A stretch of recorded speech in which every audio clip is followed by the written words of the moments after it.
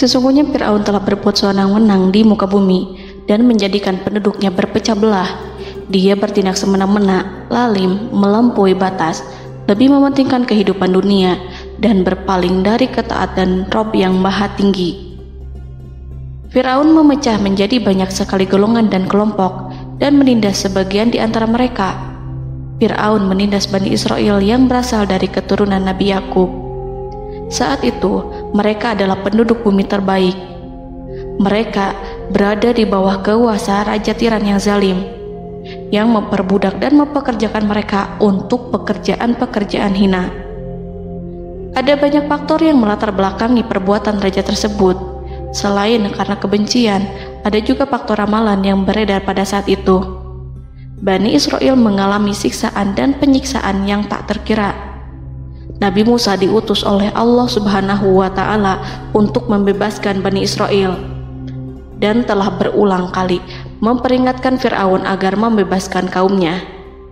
Namun Fir'aun tetap bersikeras dan menolak. Suatu hari Allah Subhanahu wa Ta'ala memerintahkan Nabi Musa untuk kembali kepada Fir'aun dan menunjukkan mukjizat.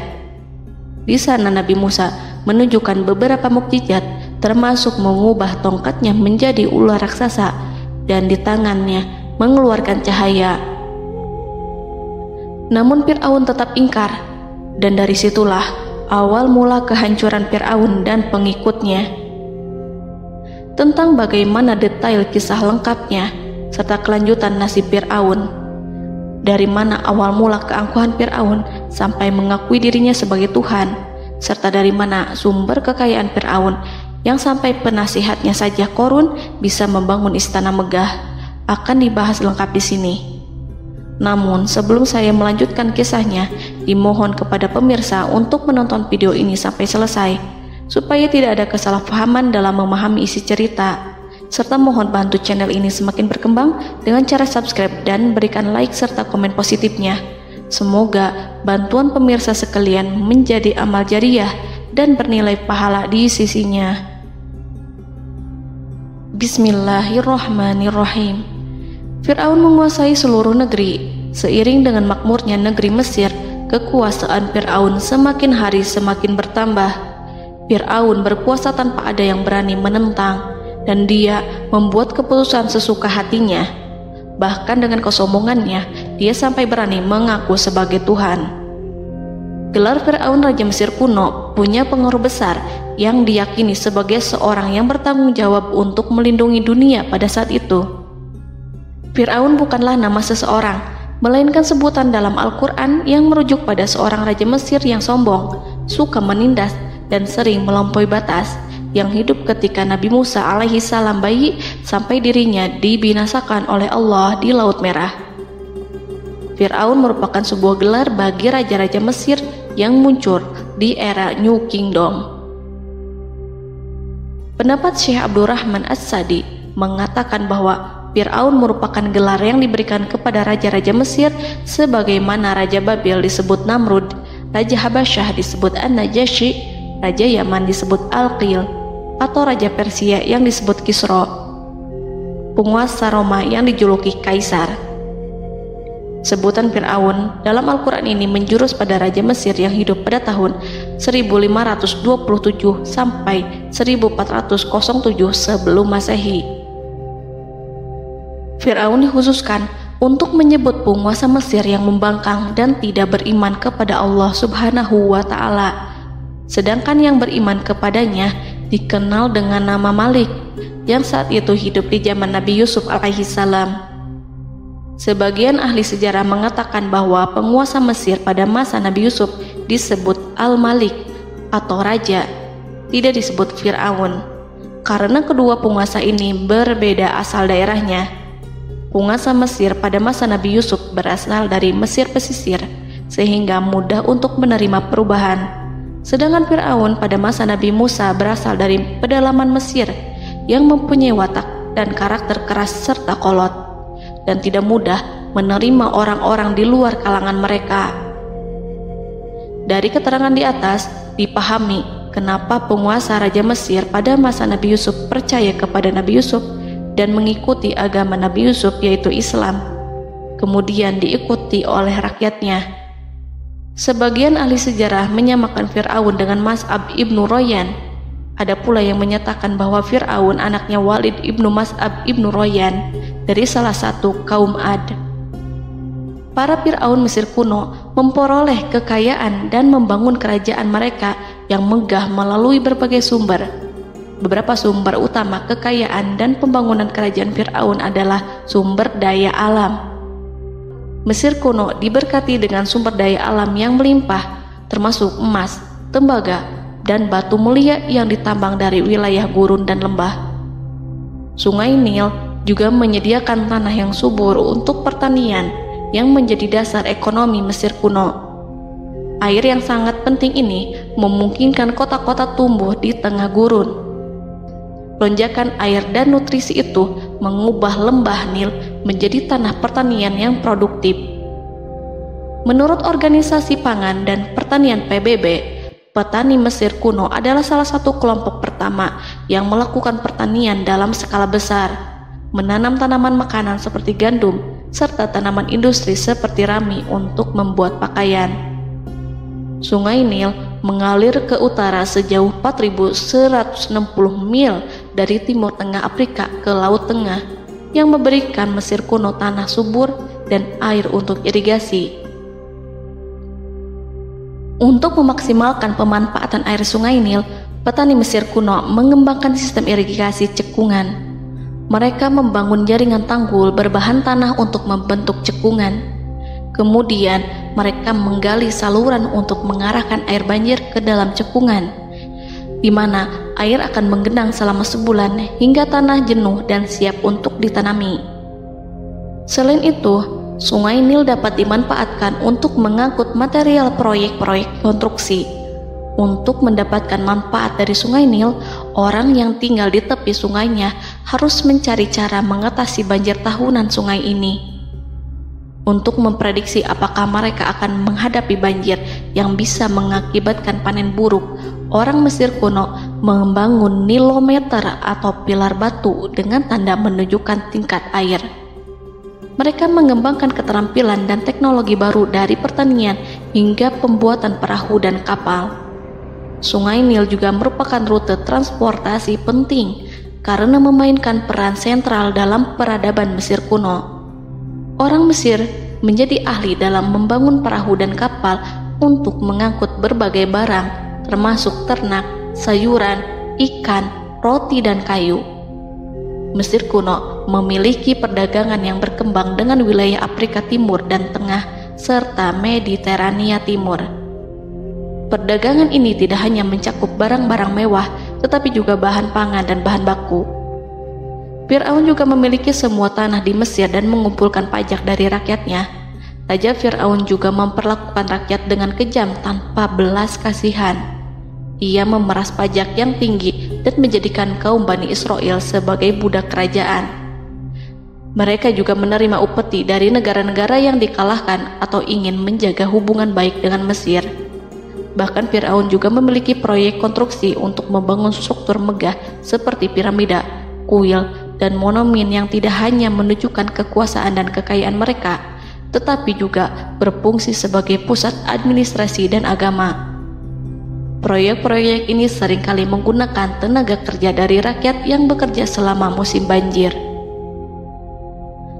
Kekayaan dan kerajaan megah Fir'aun merupakan hasil dari pengelolaan sumber daya yang efisien, eksploitasi sumber daya alam, dan kebijakan ekonomi yang cerdas.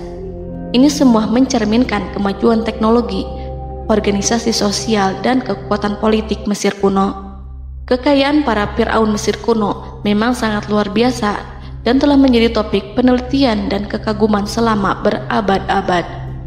Fir'aun juga dikenal karena kehidupan mewah mereka. Sebagai penguasa Mesir kuno, Fir'aun hidup dengan kekayaan dan kemewahan yang hampir tak terbayangkan, yang mencerminkan kekuasaan dan status mereka. Mereka menghiasi diri mereka dengan aksesoris yang rumit dan gemerlap, serta mengenakan simbol otoritas dan kekuasaan tradisional. Dan Allah memberikan kepada Fir'aun berupa istidratuhul afiyah, yakni hidup sekian lama tanpa pernah merasakan sakit. Allah Subhanahu wa Ta'ala mengaruniai Fir'aun untuk bisa hidup selama 400 tahun tanpa sakit. Tentu hal tersebut sudah menjadi kehendak Allah Subhanahu wa Ta'ala, maka tidak ada satupun manusia yang bisa menghalangi, bahkan bagi seorang Fir'aun sekalipun yang terkenal dengan kezalimannya.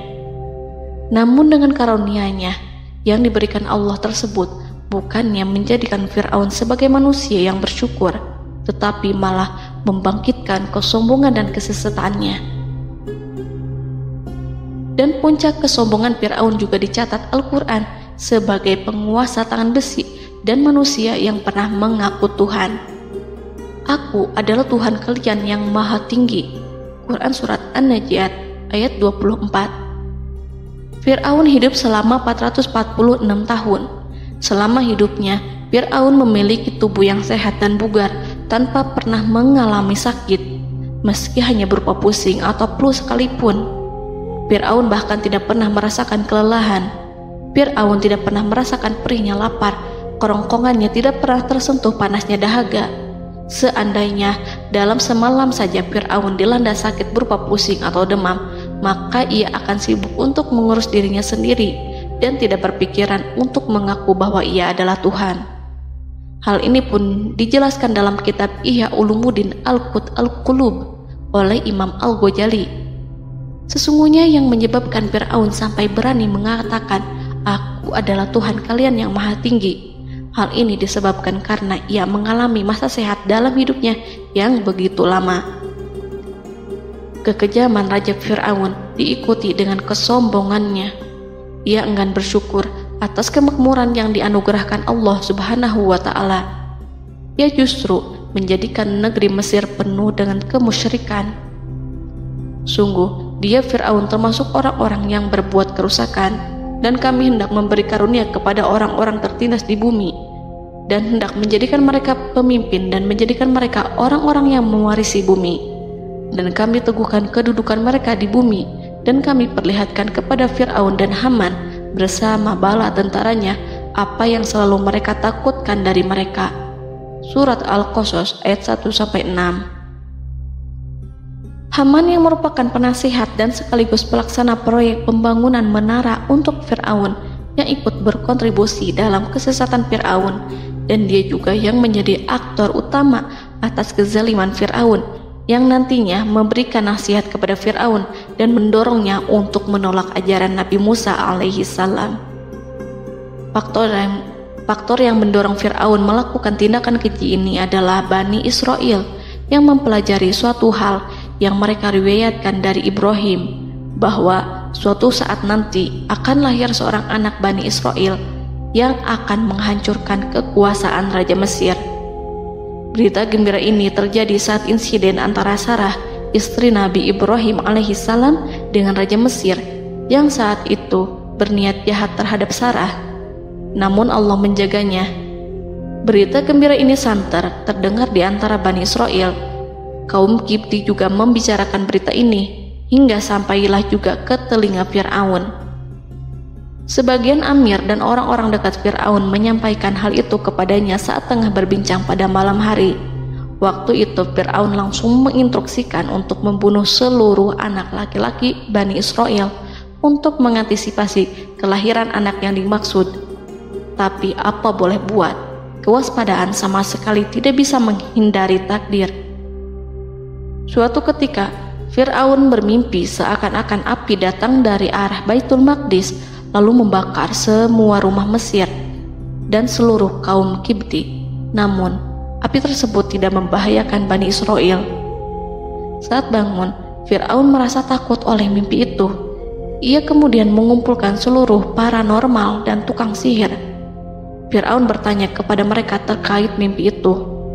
Mereka berkata, akan lahir seorang bayi laki-laki dari kalangan Bani Israel yang akan menghancurkan penduduk Mesir. Sebab itulah Fir'aun memerintahkan untuk membunuh anak laki-laki dan membiarkan hidup anak perempuan. Fir'aun sangat mewaspadai agar Musa tidak lahir, hingga menunjuk sejumlah laki-laki dan dukun beranak berpatroli memeriksa para wanita hamil dan mendata waktu kelahiran mereka. Jika ada yang melahirkan anak laki-laki, si bayi langsung disembelih oleh para algojo seketika itu juga.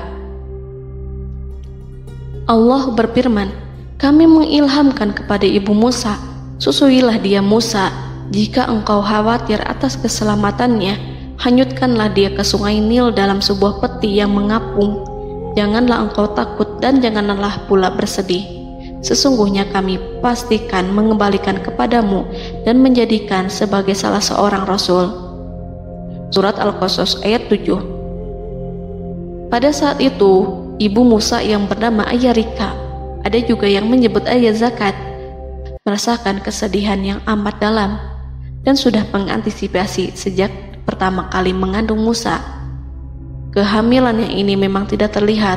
Harun lahir pada tahun ketika hukuman mati bagi lelaki tidak berlaku, sementara Musa lahir pada tahun di mana bayi laki-laki harus dibunuh.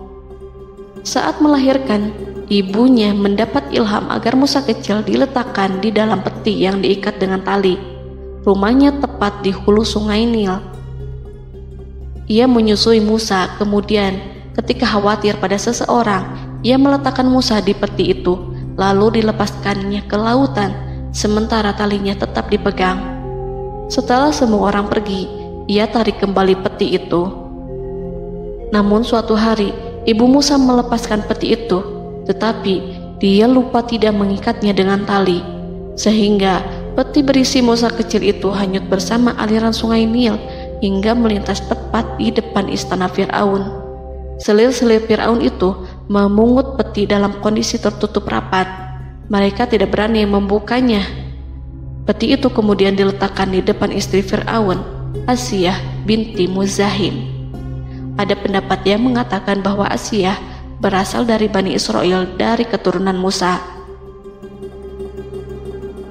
Saat membuka penutup peti dan menyingkap tirai penutupnya, Asiyah melihat wajah Musa kecil memancarkan sinar-sinar nubuah kemuliaan.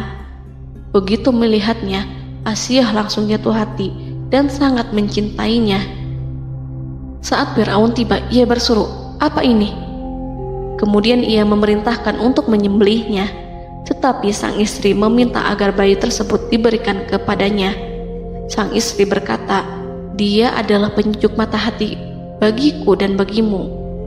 Fir'aun menimpali, "Iya, bagimu, tapi bagiku tidak.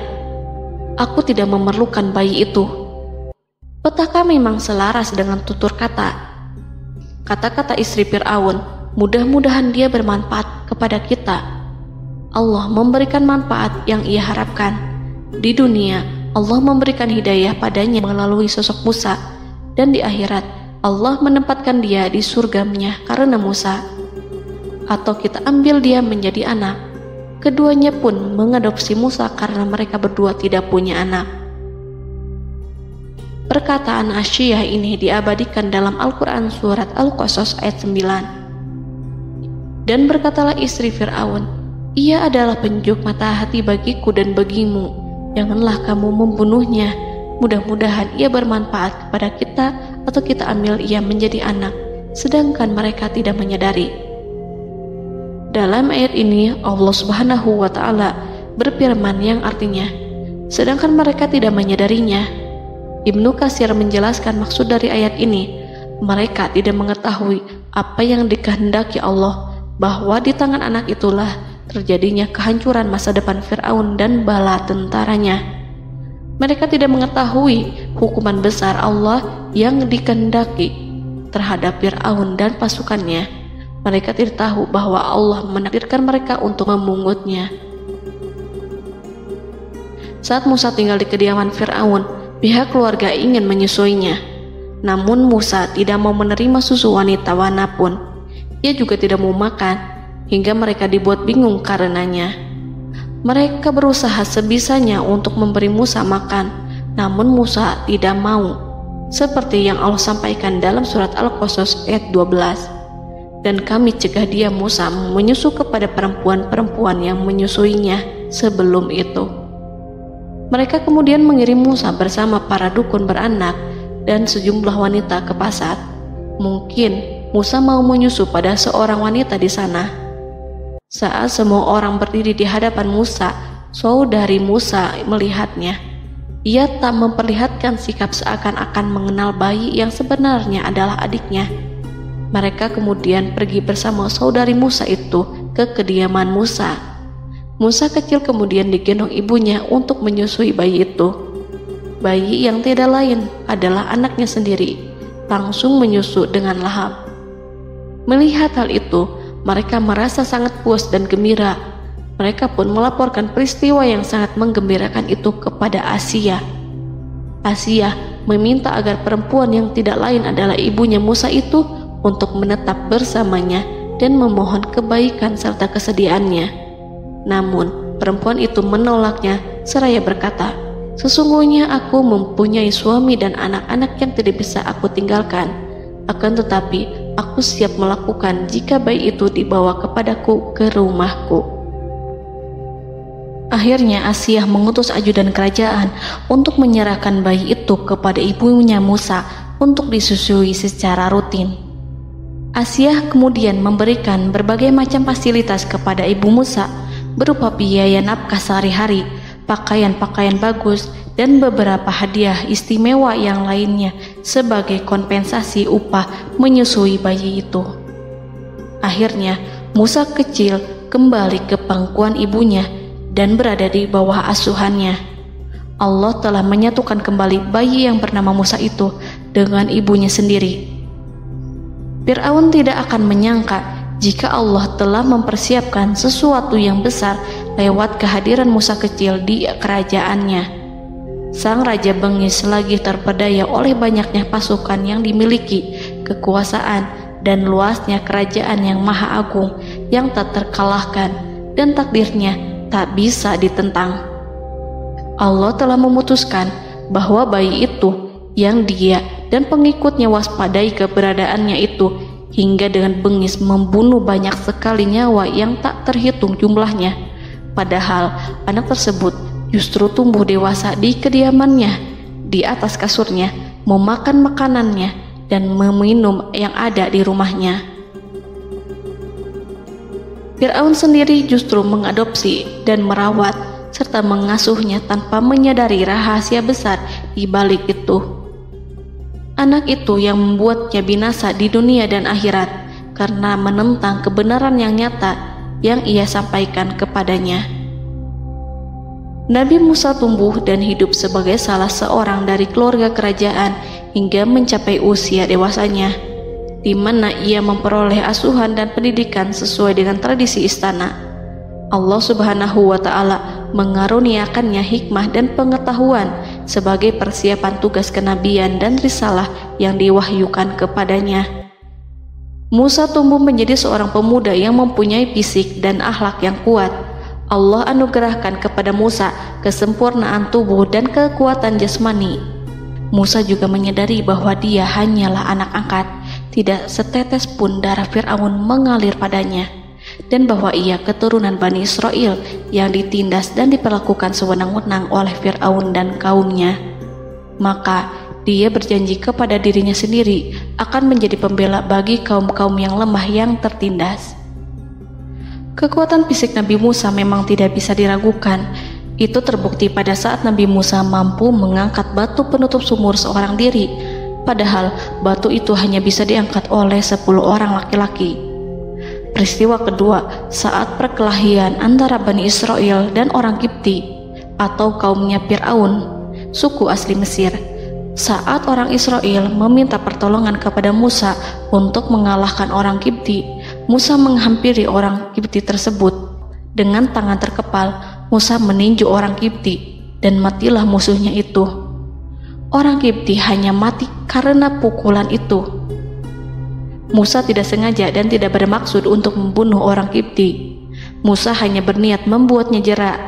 Dan karena peristiwa itulah Nabi Musa pergi meninggalkan Mesir karena Musa takut terhadap Fir'aun dan tentaranya yang akan membunuhnya. Karena jika mereka tahu bahwa Musa membunuh orang Kipti demi membela salah seorang Bani Israel, akan membuat Fir'aun dan pengikutnya mencurigai bahwa Musa memang berasal dari Bani Israel, dan pada akhirnya akan memicu sebuah permasalahan besar. Dan pada waktu yang sudah ditentukan oleh Allah, sekitar 10 tahun Nabi Musa meninggalkan Mesir.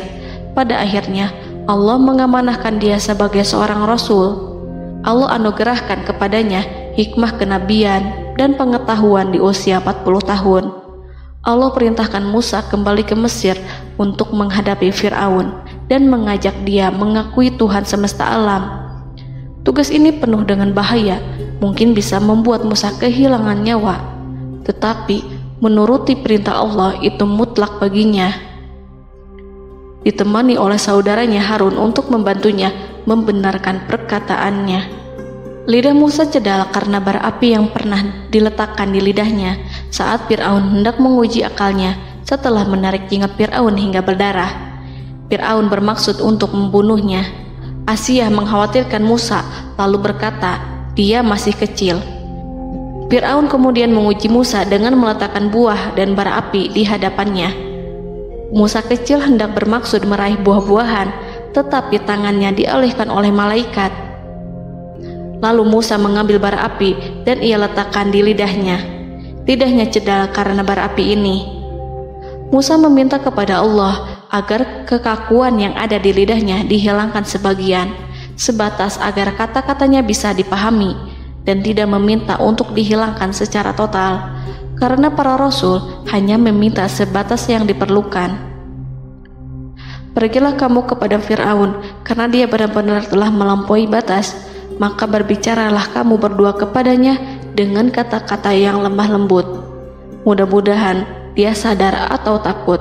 Quran Surat Toha ayat 42-43. Ini merupakan sifat santun dan kasih sayang serta rahmat Allah terhadap makhluknya, meski Allah mengetahui kekafiran dan kesewenang-wenangan dan kesombongan Fir'aun. Bersama Harun, Musa mendatangi Fir'aun setelah menemui beberapa rintangan yang lazim ketika akan menemui raja pada waktu itu. Pertemuan Musa dan Harun juga dihadiri oleh beberapa anggota pemerintahan dan penasihat. Bertanyalah Fir'aun kepada mereka berdua, siapakah kalian berdua ini? Musa menjawab, kami Musa dan Harun adalah pesuruh Allah agar kamu membebaskan Bani Israel dari perbudakan dan penindasanmu dan menyerahkan mereka kepada kami agar mereka menyembah kepada Allah dengan leluasa dan menghindari siksaanmu. Fir'aun segera mengenal Musa dan berkata kepadanya, bukankah engkau Musa yang sudah kami asuh sejak bayimu dan kami asuh dalam istana sampai usia remajamu dan mendapat pendidikan serta pengajaran yang menjadikan engkau pandai? Dan bukankah engkau yang melakukan pembunuhan terhadap diri daripada seorang dari golongan kami? Sudahkah engkau lupa terhadap itu semua dan tak ingat akan jasa kami kepadamu? Musa menjawab, bahwasannya engkau telah mengurus aku sejak kecil. Itu bukanlah jasa yang dapat kamu banggakan, karena jatuhnya aku pada tanganmu akibat dari kekejaman dan kezalimanmu tatkala engkau memerintah agar orang-orangmu menyembelih setiap bayi laki-laki yang lahir, sehingga ibuku membiarkanku mengapung di sungai Nil dan aku dipungut oleh istrimu, sehingga selamatlah aku dari pengejaranmu dan penyembelihanmu. Dan kebaikan yang engkau sebutkan itu sebanding dengan perlakuanmu terhadap sebuah suku bangsa besar, yaitu Bani Israel secara keseluruhan, karena engkau telah menindas dan menjadikan mereka budak-budak untuk melayanimu.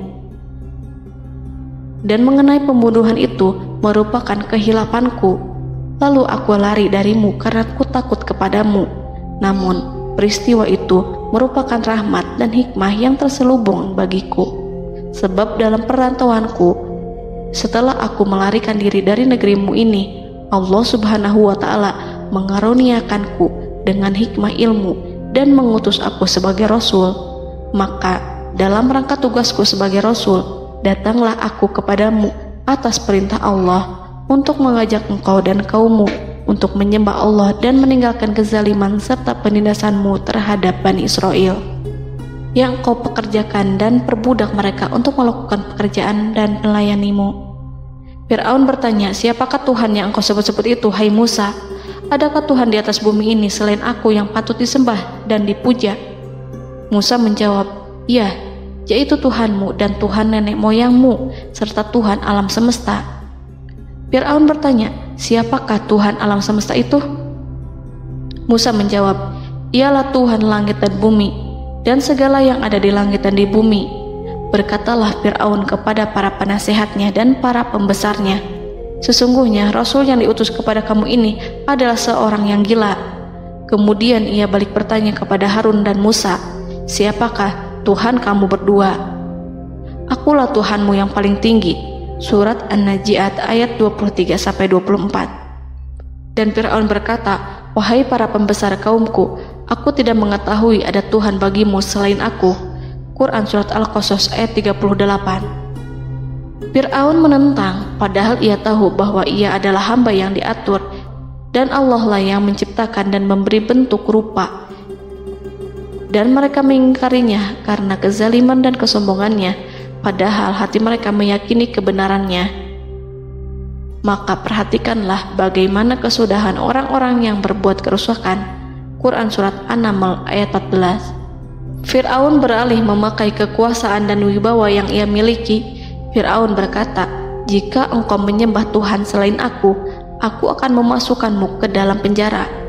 Musa berkata, apakah engkau akan melakukan itu sekalipun aku tunjukkan kepadamu suatu bukti yang nyata? Fir'aun menjawab, tunjukkanlah sesuatu yang nyata itu. Maka Musa melemparkan tongkatnya. Tiba-tiba tongkat itu menjadi ular besar, dan Musa mengeluarkan tangan dari dalam bajunya. Tiba-tiba tangan itu menjadi putih bercahaya. Saking ketakutannya hingga membuat Fir'aun terkena diare. Dalam sehari lebih dari 40 kali buang air. Namun Fir'aun sebagai raja yang mengaku Tuhan tentu tidak akan begitu saja menyerah kepada Musa, walaupun telah diperlihatkan 2 mukjizat. Bahkan Fir'aun berkata kepada kaumnya yang dikhawatirkan terpengaruh oleh mukjizat Musa, bahwa apa yang dilakukan Musa merupakan sihir, dan Musa Harun adalah ahli sihir yang datang dengan maksud menguasai Mesir. Salah satu penasehatnya, yaitu Haman, mengusulkan agar mengumpulkan semua ahli sihir dari berbagai penjuru kerajaan untuk bertanding mematahkan sihir Musa, yang tanpa pikir panjang Fir'aun setujui. Fir'aun pun berkata kepada Musa, apa yang kau bawa ini adalah sihir. Kami akan melawanmu dengan sihir yang sama. Fir'aun pun kemudian meminta Musa untuk bertemu pada waktu dan tempat yang disepakati, dan langsung disetujui Nabi Musa tanpa ragu sedikit pun. Inilah salah satu tujuan terbesar Musa untuk memperlihatkan ayat-ayat hujah dan bukti-bukti nyata Allah di hadapan halayak ramai. Dengan berbekal pertolongan Allah, Musa yakin akan menang melawan para ahli sihir itu. Maka pada waktu yang sudah ditetapkan, yakni pada permulaan hari, saat cahaya matahari mulai terik menyengat, sehingga kebenaran akan terlihat terlebih jelas dan nyata, orang-orang berbondong-bondong menuju tempat yang sudah ditentukan untuk melihat pertandingan sihir yang sudah dihadiri ribuan tukang sihir. Menurut Muhammad bin Ka'ab, mereka berjumlah 80.000 ahli sihir. Mereka sudah dijanjikan hadiah dan uang yang besar jika berhasil mengalahkan Musa. Para penyihir istana berkata, wahai Musa, apakah engkau yang mau lebih dahulu ataukah kami? Musa menjawab, silahkan kalian lebih dahulu. Maka ketika tali-tali dan tongkat-tongkat ahli sihir dilemparkan, tiba-tiba berubah menjadi seakan-akan ia merayap cepat karena sihir mereka. Ada rasa takut yang menyelimuti hati Musa, takut jika orang-orang terkena fitnah sihir dan tipu daya mereka. Namun Allah langsung menguatkan Musa dan berkata, yang diabadikan dalam Quran Surat Toha ayat 65-69. Janganlah engkau takut, sungguh engkaulah yang unggul, dan lemparkanlah apa yang ada di tangan kananmu, niscaya ia akan membuat. Apa yang mereka buat itu hanyalah tipu daya tukang sihir belaka, dan tidak akan menang tukang sihir itu dari manapun ia datang. Saat Musa melemparkan tongkat, tongkat itu berubah menjadi ular besar yang memiliki kaki, berleher besar, dan bentuk yang menakutkan, hingga semua orang lari dan menjauh. Ular itu kemudian menelan tali-tali para tukang sihir dengan satu persatu dengan gerakan super cepat. Semua orang melihatnya dengan penuh keheranan, sementara para tukang sihir mereka tercengang dan bingung kala melihatnya. Mereka melihat sesuatu yang sama sekali tidak pernah terlintas di benaknya dan juga berada di luar bidang yang mereka kuasai. Saat itulah mereka tahu pasti bahwa yang mereka lihat itu bukanlah sihir, sulap, khayalan ilusi ataupun kebohongan semata, tetapi sebuah kebenaran yang hanya bisa dilakukan oleh Yang Maha Benar, yang mengutus mukjizat tersebut dengan benar. Allah menyingkap tabir kelalaian dari hati mereka, menyinarinya dengan petunjuk yang Ia ciptakan dan menyingkirkan gumpalan keras di hatinya. Mereka segera bertaubat dan tunduk sujud kepadanya. Dengan lantang mereka mengatakan kepada semua yang hadir tanpa memperdulikan hukuman ataupun siksaan apapun, "Kami beriman kepada Rob seluruh alam, yaitu Tuhannya Musa dan Harun." Fir'aun yang congkak dan sombong tentu sangat marah dengan apa yang disaksikannya itu. Ketika melihat ahli-ahli sihirnya begitu cepat menyerah dan mengakui kekalahan kepada Musa, bahkan menyatakan beriman kepada Tuhan Musa dan Harun. Tindakan itu dianggapnya sebagai pelanggaran terhadap kekuasaannya dan penentangan terhadap ketuhanannya dan merupakan tamparan bagi kewibawaannya. Fir'aun berkata kepada mereka, "Apakah kalian telah beriman kepada Musa sebelum aku memberi izin? Kenapa kalian tidak terlebih dahulu bermusyawarah kepadaku sebelum melakukan tindakan keji di hadapan rakyatku ini? Dia itu pemimpinmu yang mengajarkanmu sihir, dan bukankah ini adalah persengkongkolanmu terhadapku? Musa dapat mengalahkan kamu sebab ia mungkin merupakan guru dan pembesar yang mengajari sihir kepadamu, dan kamu telah mengaturnya, dan sandiwaramu ini tak akan kubiarkan. Akan kupotong tangan dan kakimu secara bersilang, dan sungguh aku akan salib kamu pada pangkal pohon kurma sebagai balasan dan hukuman atas pengkhianatanmu ini." Walaupun melihat langsung kebenarannya, Fir'aun tetap tidak percaya. Dia tidak suka keyakinan para penyihir terhadap Musa. Para penyihir itu yang telah mengakui keimanan mereka kepada Allah tak merasa gentar ataupun takut, karena ketika para tukang sihir itu sujud, mereka melihat rumah dan istana-istana di surga yang telah dipersiapkan untuk mereka. Semuanya dirias untuk menyambut kedatangan mereka. Karena itu, mereka tidak peduli dengan ancaman Fir'aun. Setelah peristiwa kekalahan penyihir Fir'aun dengan mukjizat Nabi Musa itu, Fir'aun serta penasihat dan para pembesarnya, termasuk Haman, merencanakan penindasan yang lebih kejam untuk kaum Bani Israel dan merencanakan pembunuhan terhadap Nabi Musa. Fir'aun khawatir jika gerakan Musa tidak dipatahkan akan mengancam kerajaan dan kewibawaannya yang mengaku sebagai Tuhan. Walaupun sudah diingatkan oleh orang mukmin dari kalangan keluarga Fir'aun agar tidak membunuh Nabi Musa dan menyeru kembali menuju jalan yang benar dan mengingatkan kepada akibat yang buruk yang akan didapati nanti, namun Fir'aun dan penasihatnya tetap berada pada kesesatan. Sebagai balasannya, Allah menghukum Fir'aun dan penduduknya dengan kekeringan dan penyakit yang bertahun-tahun karena menolak Rasulnya. Mereka dilanda banjir bandang, darah yang bercampur dengan seluruh air yang ada. Setiap kali mereka akan mengambil air, baik air sumur ataupun air sungai Nil, pasti akan berubah menjadi darah segar. Serbuan belalang pun tidak bisa mereka hindari. Belalang menghinggapi tanaman hingga tak menyisakan satupun buah, daun ataupun rumput.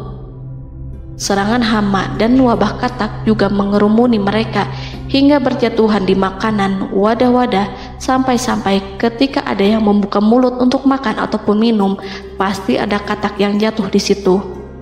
Semua hukuman itu hanya menimpa Fir'aun dan pengikutnya, sama sekali tidak menimpa Nabi Musa dan Bani Israel. Namun mereka tidak belajar ataupun berubah, mereka tetap saja kafir dan hanyut dalam kejahatan. Setiap kali Allah timpakan hukuman kepada Fir'aun dan pengikutnya, mereka bersumpah dan berjanji kepada Musa untuk beriman. Namun ketika hukuman itu dihilangkan, mereka ingkar janji berpaling dan kembali kepada keburukan seperti sedia kala. Dari semua penderitaan ini, Allah perintahkan Musa membawa pengikutnya keluar dari Mesir, memulai perjalanan berbahaya antara hidup dan mati. Setelah mengetahui keberangkatan Nabi Musa dan Bani Israel, Fir'aun bersama tentaranya bergerak untuk membantai mereka. Dengan pasukan besar yang berjumlah lebih dari 1.600.000 personil, ditambah 100.000 ekor kuda berwarna hitam legam, Fir'aun berhasil mengejar rombongan Nabi Musa yang saat itu berjumlah 600.000 prajurit di pantai Laut Merah saat matahari terbit. Pasukan Fir'aun mengepung mereka dari semua arah. Di belakang mereka ada tentara Fir'aun yang kejam, sementara di hadapan mereka Laut Merah yang membentang luas. Kala situasi kian genting dan Fir'aun beserta seluruh pasukannya mendekat dengan kesungguhan hati, diperkuat dan persenjataan, juga dengan amarah dan kedengkian, penglihatan tidak menetap mengarah ke suatu tujuan, dan hati naik menyesak sampai ke tenggorokan. Saat itulah Yang Maha Penyantun lagi kuasa, Rob Arsy yang mulia, mewahyukan kepada Musa, "Pukullah laut itu dengan tongkatmu." Maka tatkala Musa memukulkan tongkatnya ke lautan, laut itu pun terbelah. Air lautan berdiri tegak laksana gunung yang terbelah oleh kuasa yang maha agung, yang bersumber dari zat yang mengatakan kepada sesuatu, "Jadilah," maka jadilah sesuatu itu. Allah memerintahkan angin barat untuk menyapu kerikil-kerikil hitam lautan, hingga dasar lautan berubah menjadi tanah yang kering, yang tidak melekat pada kaki-kaki kuda dan hewan. Allah memerintahkan Musa untuk melintas bersama kaumnya. Mereka segera turun melintas dengan senang. Mereka menyaksikan sebuah hal yang membuat mata tercengang dan memberikan petunjuk pada hati orang-orang yang mukmin.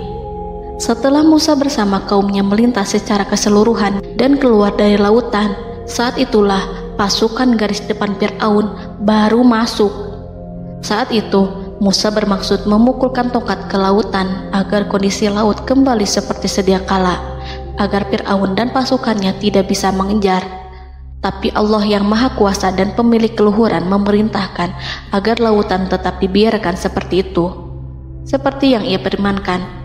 Saat Musa membiarkan lautan dalam kondisi terbelah dan Fir'aun tiba di tepi pantai, ia melihat sesuatu yang dahsyat.